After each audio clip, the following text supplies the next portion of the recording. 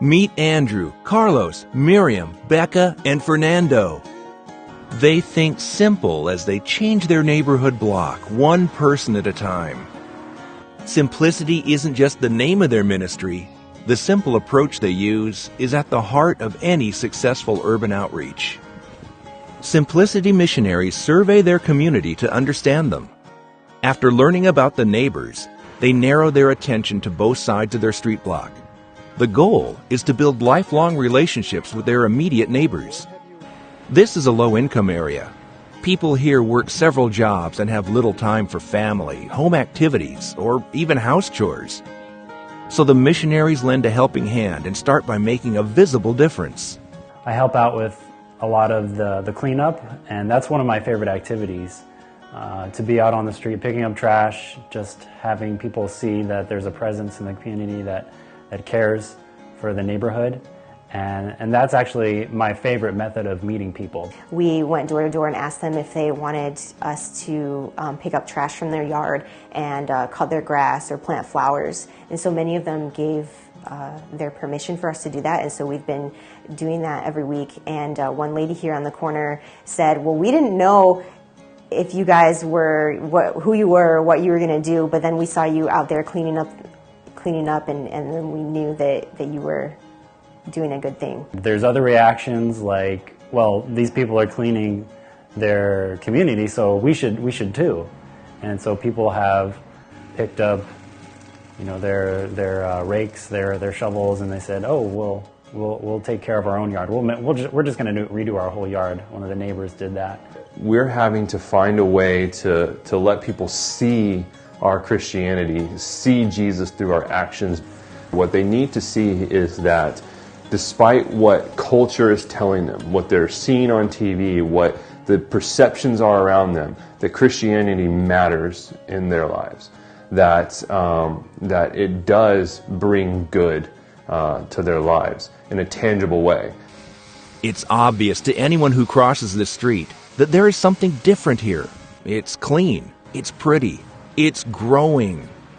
In this community, there are also many immigrants who find it difficult to succeed due to the language barrier. So, the missionaries and volunteers teach English as a second language. One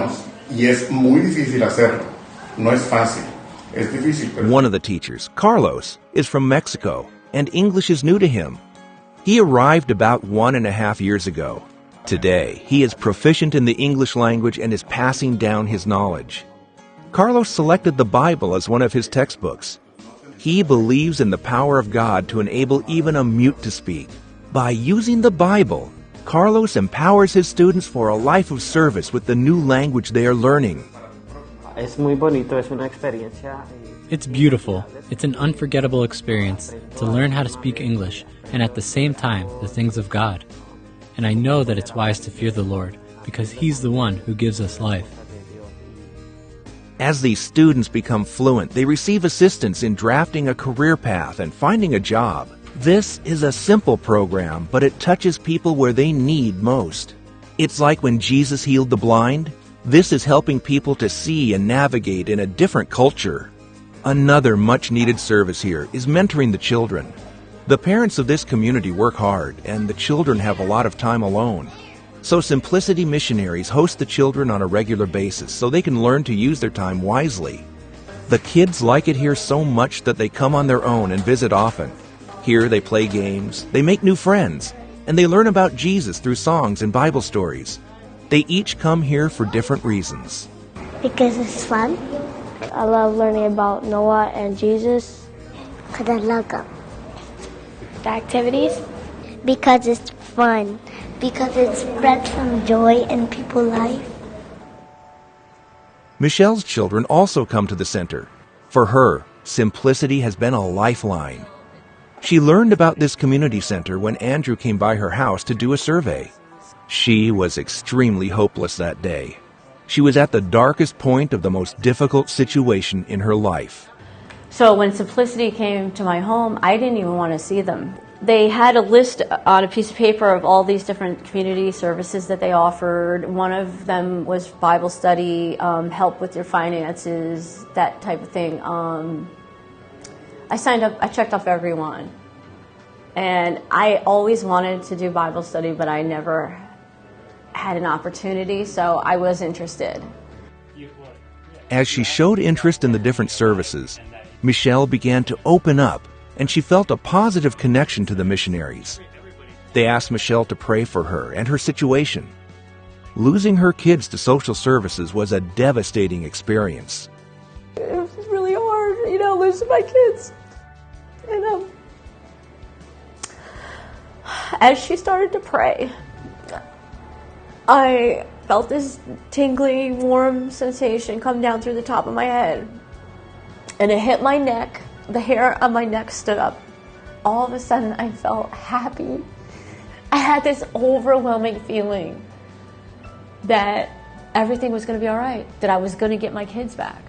And I couldn't shake that feeling. Just like I couldn't shake prior to that the feeling of devastation, this feeling took over. I knew I was going to get them back. Sure enough, miraculously, social services returned her kids the very next day. They even apologized for the incident. Now Michelle just had to learn more about the God who could control emotions and solve the hardest problems. As she studied the Bible, she made important decisions in her life. She began to regularly attend events at the center. She quit smoking and even began to volunteer. As Simplicity Ministry connects with the community through different avenues, they genuinely want to help. They want to assist in whatever area people need. That's what we hope to communicate to the community, that we're here to help and that we are a people who is understanding and that is helpful and that really cares about their needs, their families, and their lives. Just being yourself with them. Just show them that you really don't want nothing from them. That you just came to give you all to them. Like that you are really here just to help them, just to do whatever is in your hands, in your reach to help and to try to improve their life. We work really hard to let people know that we're not in it just to give them a Bible study, not just to get something out of them, but that we're willing, if they need a friend, we're willing to stop by, a couple, 3 times a month and be friends with them. They don't have to, get us there under some pretense. We're willing to be there for them. And of course we love it when we get to study the Bible with people. We've got a number of people that we've been studying with for a while now, and so we don't turn that down, but we want people to know that we're genuinely interested in them. Giving Bible studies gives me great joy because the Bible is God's word to us, and so in there we find incredible freedom. It's like I spoke about, that many people, they have addictions and they have burdens, they have troubles and trials, and so in there is just the precious peace and assurance that they can find. Christ understood people. He knew how to befriend and bless. The simple acts of kindness speak sermons to the hearts of people who have not yet met God. As we establish centers of influence in urban areas, please pray that the Holy Spirit revives all of God's missionaries to evangelize through our actions. We can all play a part in this simple city ministry. Next on Mission Spotlight, we'll visit some of the most incredible places on earth. One of Adventist's most beautiful camp locations in Alaska, and then a hop across the Pacific, where we'll learn about Adventist schools that are educating presidents, queens, and government leadership in the Micronesian islands. This is Mission Spotlight from Adventist Mission.